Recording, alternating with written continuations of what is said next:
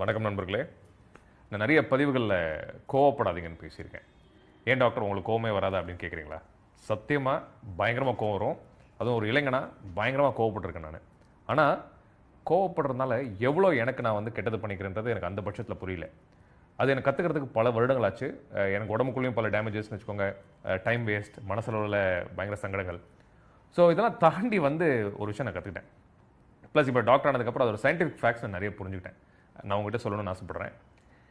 கோவம் நீங்கள் படாதீங்க. நான் ஏன் சொல்கிறேன்னா, அடுத்தவங்களுக்காக நான் சொல்லலை, உங்களுக்காக நான் சொல்கிறேன். நீங்கள் உங்கள் சுயநலத்துக்காக அட்லீஸ்ட் உங்கள் உடம்பை நீங்கள் பார்த்துக்கணும்னு நினச்சிங்கன்னா தயவுசெய்து கோவப்படாதீங்க. கோவத்தை குறைச்சிக்கோங்க அட்லீஸ்ட். நான் ஏன் சொல்கிறேன்னா, நீங்கள் கோவப்படுறீங்கன்னு வச்சுக்கோங்களேன், நீங்கள் யோசிச்சு பாருங்கள். கோவப்பட்டதுக்கப்புறம் அந்த நேரத்தில் நீங்கள் தாம் தூன்னு கத்துறோம், ஏதோ பண்ணுறோம் கோவத்தில். கோவம் முடிஞ்சோன்னு எப்போ நோட்டீஸ் பண்ணியிருக்கீங்களா? உட்காந்து யோசிச்சிருக்கீங்களா? உங்கள் உடம்பு ஒரு டயர்டாகவே சோர்வாகவே ஒரு 6லேருந்து 8 மணி நேரத்துக்கு இருக்கும். ப்ளஸ் அதுக்கு மேலே ஒரு என்னமோ ஒரு பெரிய பாதிப்பு ஏற்பட்ட மாதிரி ஒரு மனசுலையும் ஒரு பாரம் இருந்துகிட்டே இருக்கும் டே ஃபுல்லாக. பார்த்துருக்கீங்களா? இது வந்து சைக்கலாஜிக்கல் ப்ராப்ளம் கிடையாது. நான் அதுக்கு முன்னாடி சயின்ஸ் ஒன்று இருக்குது, நான் பேசுகிறேன். 10 செகண்ட் நீங்கள் கோவப்படுறதுனால, ஒரு 10 செகண்ட் நீங்கள் கோவப்படுறதுனால அதுலேருந்து அந்த ஷாக்லேருந்து உங்கள் உடம்பு மீண்டு வர்றதுக்கு 8 மணி நேரம் ஆகுதான். This is the proven thing. ஏன்னு பார்த்தீங்கன்னா, நீங்கள் கோவப்படுறதுனால இந்த கார்டிசால் அப்படின்னு சொல்லிட்டு ஒரு ஹார்மோன் இருக்குது, உடம்போட ஸ்ட்ரெஸ் ஹார்மோன். அது protective hormone, but stress hormone. அது வந்து அதிக அளவில் சுரக்கிறதாலும், ப்ளஸ் நீங்கள் கோவப்படுற நேரத்தில் எல்லா ஆர்கன்ஸும், உடம்புல போகிற எல்லா ஆர்கன்ஸுக்கும் பிளட் சப்ளை குறைய ஆரம்பிக்குது. ஒன்று. ரெண்டாவது, பல அமிலங்கள், ஆசிட்ஸ் உங்கள் உடம்புக்குள்ளே சுரக்க ஆரம்பிக்குது. ரெண்டாவது, இந்த ஆசிட் சுரக்கிறதுனால பல ஆர்கன்ஸ்க்கு டைரெக்டாக எண்ட் ஆர்கன் டேமேஜ் நடக்குது. மூணாவது, ரத்த ஓட்டம் நான் சொன்னேன் இல்லையா?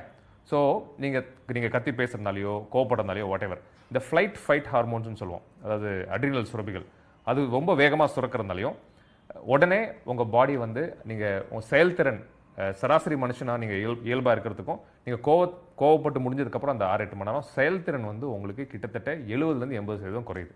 ஸோ இவ்வளோ விஷயங்கள் உங்கள் உடம்புல நடக்குது. ஸோ ஒரு நாளைக்கு நம்ம எவ்வளோ வாட்டி கோவப்படுறோம் யோசிச்சு பார்த்தீங்களா? 10 செகண்ட் கோவப்பட்டால் பாடி ரெக்கார்ட் ஆகிறது 8 மணி நேரம்.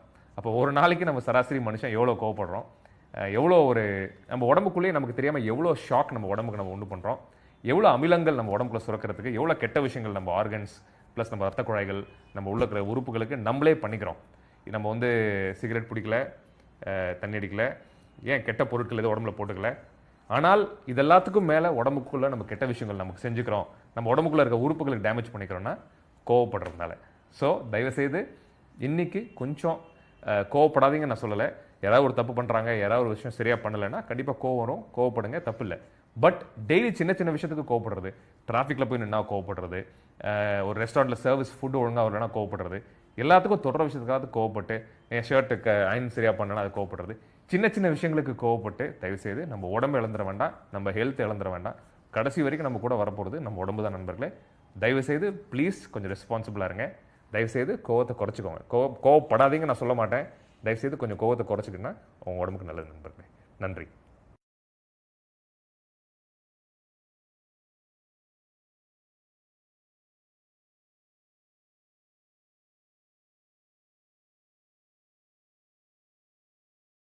Share chat.